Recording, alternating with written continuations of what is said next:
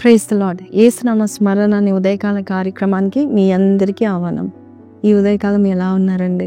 ఏ విషయంలో చింతించకండి. దేవుడు మీరు లేచిన వెంటనే చక్కటి వాగ్దానం ఇస్తున్నాడు. చద్దాము. కీర్తనలు 64:7. దేవుడు బాణంతో వారిని కొట్టును, వారు ఆకస్మికముగా గాయపరచబడెదరు. ఇది వాగ్దానం ఎలా అవుతుంది అంటున్నారా? ఇది వాగ్దానమే. ఈ వాగ్దానము దేవుడు మీకు ఇస్తున్నాడు. మీ శత్రువుల నిమిత్తమై మీకు ఇస్తూ ఉంటున్నాడు. ఈ పైన భాగంలో 64 కీర్తనలు మనం చూస్తే యథార్థవంతులను కొట్టవలనని కొంతమంది చాటైన స్థలాల్లో ఉంటూ మరి నిన్ను చాటుగా ఉంటూ నీ పేరు పాడు చేయాలని నిందిస్తూ మరి నీ క్యారెక్టర్ బ్యాడ్ చేయాలని నీ విషయంలో మరి నెగిటివ్గా మాట్లాడుతూ ఉంటున్నారు కదా. అలాంటి వారికి దేవుడు ఈ వాగ్దానము ఇస్తూ ఉంటున్నాడు. వీరు ఏం చేస్తారంటే కీడు చేయడానికి తలపోసుకుంటూ ఉంటారు. కీడు చేసి నీ పేరు పాడు చేయడం మాత్రమే కాదు, నీ లైఫ్ లేకుండా చేస్తూ ఉంటున్నారు. చాలాసార్లు నేను నిందిస్తూ ఉంటున్నారు. నువ్వు చేయని దానికి నువ్వు ఎన్నోసార్లు మరి వారికి ప్రూవ్ చేసుకోవడానికి తపన పడుతూ ఉంటున్నావేమో.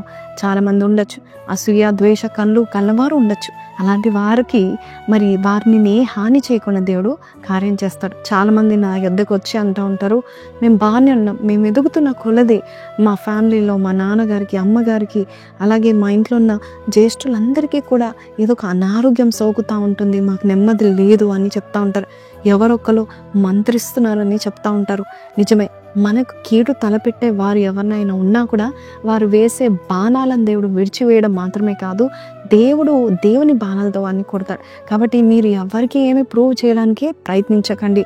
చాలాసార్లు కొంతమంది తపన పడుతూ ఉంటారు, నా మిస్టేక్ కాదు, ఇది నేను చేయలేదు అని తపన పడుతూ ఉంటారు ప్రూవ్ చేయడానికి. దేవుడు అంటున్నాడు, యుద్ధం అనేది కాదు, పగ తీర్చుకుంటా నీది కాదు. నువ్వు ఎవరికి ఏం సంజాయిషి చెప్పని అవసరం లేదు.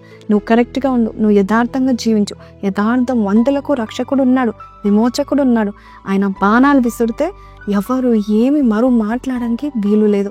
ఈరోజు నీ వెనకాల ఉండి లేక నీతోనే ఉండి నీ వెనక ఉండి మరి నీకు గుంటలు తోతా ఉంటున్నారా? దేవుడు చూస్తూ ఊరుకోడని ఈ వాగ్దానం ద్వారా దేవుడు చెప్తా ఉంటున్నారు. సమ్ ఫ్రెండ్స్ అంటూ ఉంటారు కదా, నాకు ఈయన ఫ్రెండ్ అండి అంటాం. కానీ అదే ఫ్రెండ్ 10 మందికి నీ గురించి కంప్లైంట్ చేస్తారు.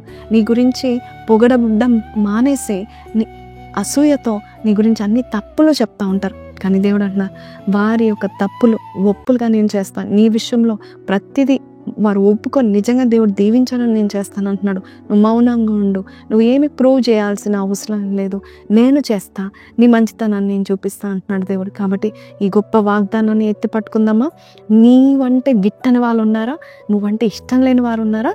దేవుడు చూసుకుంటాడు. చిన్న ప్రాణం చేస్తాను, కళ్ళు మూసుకోండి.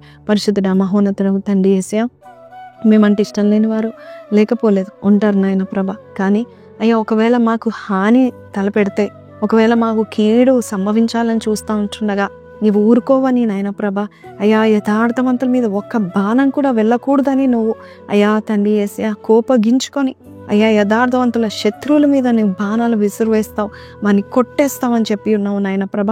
ఎవరి విషయంలో బాధపడుతున్నారో అయ్యా, ఎవరి వల్ల నాయన దుఃఖాన్ని అనుభవిస్తున్నారో ఆ దుఃఖానికి బదులుగా సంతోషంను దయచేయమని యేసు పరిశుద్ధ నామములో అడిగి వేడుకొంచున్నాం తండ్రి, ఆమెన్. సో ప్రైజ్ లార్డ్ అండి. Life is very short. దేవుడు మరి మంచి ఫ్రెండ్స్ని ఇవ్వడానికి ప్రార్థన చేయండి. ఒకవేళ ఎవరైనా నీ కీడు తలపెట్టినా దేవుడు చూసుకుంటాడని నమ్మండి. I will not worry, God is my warrior అని పెట్టండి కింద కమెంట్లో. May God bless you, have a blessed day and don't forget to like, share and subscribe. Praise lord.